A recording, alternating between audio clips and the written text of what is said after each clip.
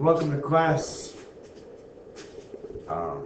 Sorry, I am not here today, so I'm going to show you a video on how to do the first example, and then after that, you guys will work on your own, and I will post the answers for you to come up and check. At this time, you should have been working on and completed the warm-up. We're going to go over it together here as a class. So this is from what we talked about last class. It says, describe the linear transformation on the graph of the parent function y equals x. Remember, the slope is the number in front of x. That changes how tall a graph is. The y-intercept is what we're adding or subtracting from x. That is going to change whether the graph is shifted up or down. And if there is a negative, that's going to result in a reflection over the y-axis. So as I look at number 1, the slope is 3. That tells me it is 3 times taller than the parent graph. Plus 2 tells me that this graph is shifted up 2 units. And since the slope is negative, there's going to be a reflection over the y-axis. Number 2, y equals 1/2 x minus 3. 1/2. That does mean it's going to get shorter. The graph is not going to be as tall, but we still call it as tall, but we will say it's 1/2 times as tall. Minus 3 means I'm going to shift this down 3. Positive slope, that's it. So number 3, they ask us to write the equation. It is 3 times as tall. That means the slope, m, is 3. It is shifted 4 units down. That means minus 4. It says nothing about a reflection, so it's positive. Y equals 3x minus 4 is my answer.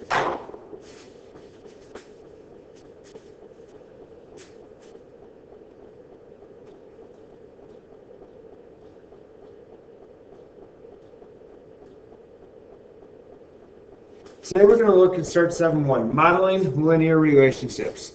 A department store offers a frequent buyer's card to earn rewards for purchases customers make at the store. Each transaction that they make is worth 12 points. And customers automatically earn 25 points when they sign up. So they sign up, boom, 25 points. There you got it. Then every time they have a transaction after that, they'll gain an additional 12 points. Well, let's write a function rule for this situation, where C of t represents the number of points that they have, and t be the number of transactions.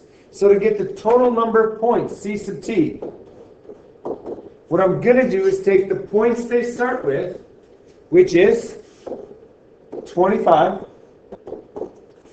and then I'm going to add to that, well, every transaction, they get what? 12 points. So I'm going to add 12t. So I have 25 plus 12t as my function. Now every point that a customer gets, they're going to get a gift certificate. So how many transactions would it take for the customer to earn the first gift certificate? Well, in order to get a gift certificate, they need what? 100 points. That means the total, which is C sub t, has to equal 100. So 100 is going to equal 25 plus 12t. I need to solve for t. How do I do that? Let's start by what? Subtracting 25. 75 equals what? 12t. Then what do? Get t by itself. It's 12 times t, so I'm going to divide by 12. If I take 75 and divide it by 12, I end up with t equals 6.25. There's my answer. The question is, can I complete 6 1/4 transactions? No. Will 6 be enough? No, because you have to earn at least 100 points to get this gift certificate. So what I will need to do is take this and round up to say that 7 transactions is what I will need to earn the gift certificate.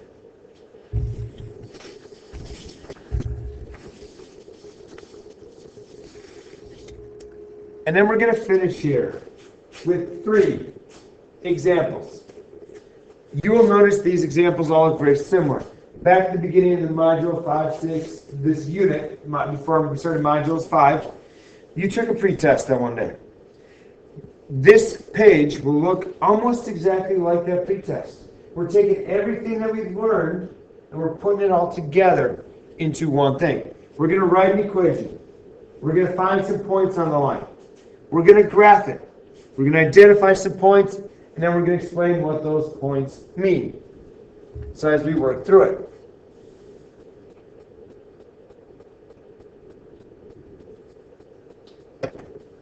The Band Booster Club is selling t-shirts and blanket wraps to raise money for a trip. The band director set a goal for the club to raise $1,000. The Booster Club president wants to know how many t-shirts and blanket wraps the club needs to sell to meet the goal. The t-shirts cost $10 each, and the blanket wraps cost $25 each. A, let's write a linear equation that describes the situation.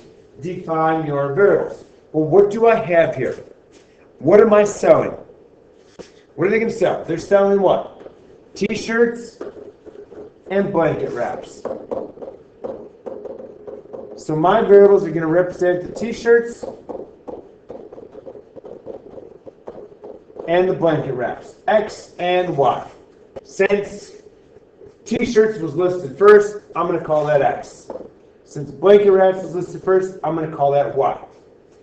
Now, here's the catch though. It's not just X does not equal t-shirts and blanket wraps. Yes, it represents something associated with t-shirts and blanket wraps. But what does it actually represent? It could represent how many, could represent the cost, could represent the size. What does it represent? It's going to represent how many. So it's going to equal the number of t-shirts, the number of blanket wraps. Okay? That is the key. You do need to hit on that. And I'm going to be very picky on it when it comes to the quiz and the test. That you put the number of t-shirts, the number of blanket wraps.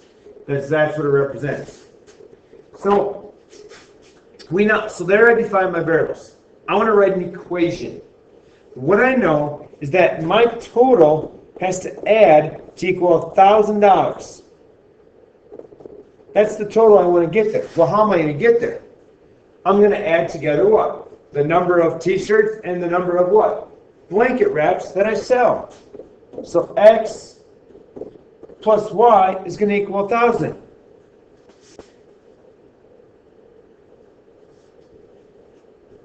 But understand this. Each t-shirt costs $10.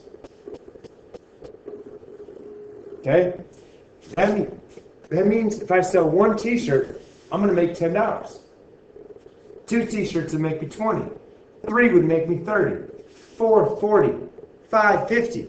Well, how do I get that number? I'm going to take X, which is the number that I sell, and I'm going to multiply it by 10 and make this 10X. What do I know about the blanket wraps? Every one that I sell will make what? $25. The blanket wraps make $25. So if I sell 1, it's 25. 2 is 50. 3 is 75. 4 is 100.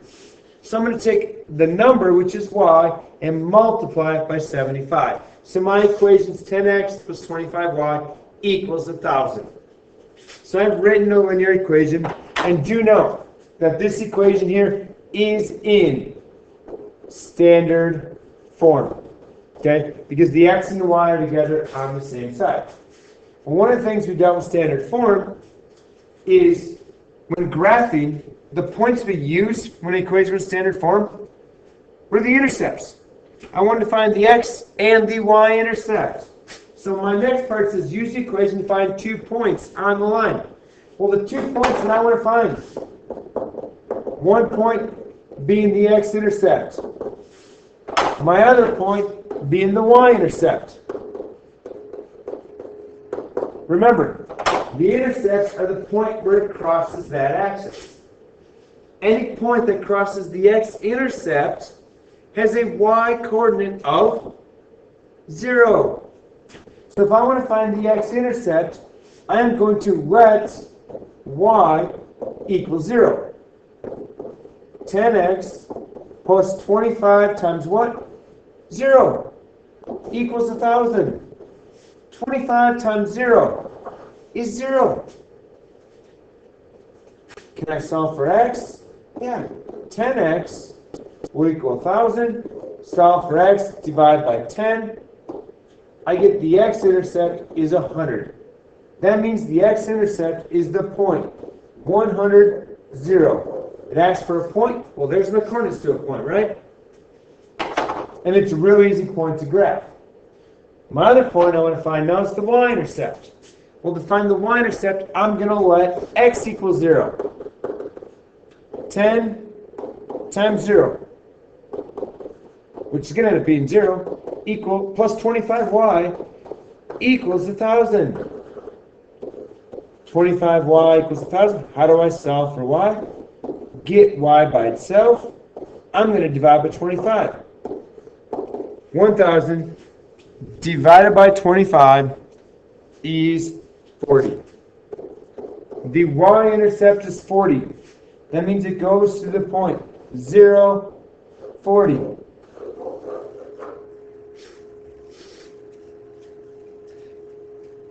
C says graph the line. Label the axis. So I'm going to graph the line. Well, how do I graph the line? I'm going to graph the points what? 0, 40 and 100, 0. Well, I got to do this. I have to fit 100 on my x-axis. I think there's 19 lines. Can't go up by ones. Could go up by tens. What I'm going to do is go up by fives. Every line is going to be 5, but I'm only going to label it. I'm going to label every other line. So the second line is 10. The fourth line is 20. 30. Skip a line, then I got 40. Skip a line, I'm at 50. Skip a line, I'm at 60, 70, 80, 90. I do run out of a little bit of space here because the last line would be 95. You have to go to 100, so I'm going to just add a little bit past it. 100. So I've got the x-axis. There's 100. That's the x-intercept I'm going to graph. Well, now I got to plot the y-intercept, which is 40. I like the 10, so I'm going to continue the same pattern. 10, every other line. So every line is basically 5, every other is 10. 30, 40, 50. Then you go to what? 40 is my y-intercept. Connect, draw the line, connect them. Now, we do want to try to get this. So I'm going to show you. Let's use our ruler. Okay, use a ruler to connect the 2 points. Okay, so that it goes through both points here. And it's very critical that you draw a straight line because as I answer my next couple questions, I can't answer if the line's crooked. So I use the edge of my ruler, as you've seen, trace it, put arrows on the end. Now it also does tell me to what? Label the axes. The x-axis, okay, is representing the number of t-shirts. So I'm going to put that on there. The y-axis is representing the number of blanket wraps. So I'm going to add that as well to mine.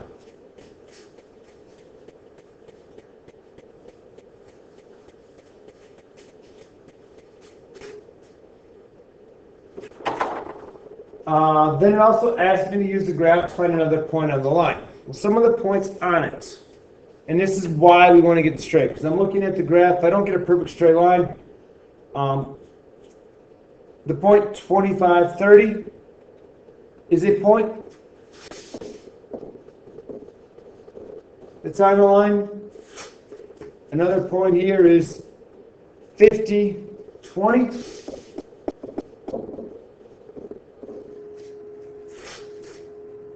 And 75, 10. It's another point that happens to be on my axis, or on the line. One way to check is if you plug these two equations, these points, into my original equation, they would satisfy the equation and make it true. Okay, so that's why we want straight lines, so I can identify points. The bigger the numbers they are, it's hard to see with the lines being off. But that's why we want to try to get straight lines. Part E says, what is the point from part D mean in the context of this situation? Well, I'm going to take the first point, which is 25, 10. Now I'm going to explain that. What does 25 mean? 25 is the x value. 30 is the y value. Well, the x value represents the number of t-shirts. So what does this represent? That they have what? 25 t-shirts. 30 is the y value, which represents the number of blanket wraps, right? So 25 t-shirts and 30 blanket wraps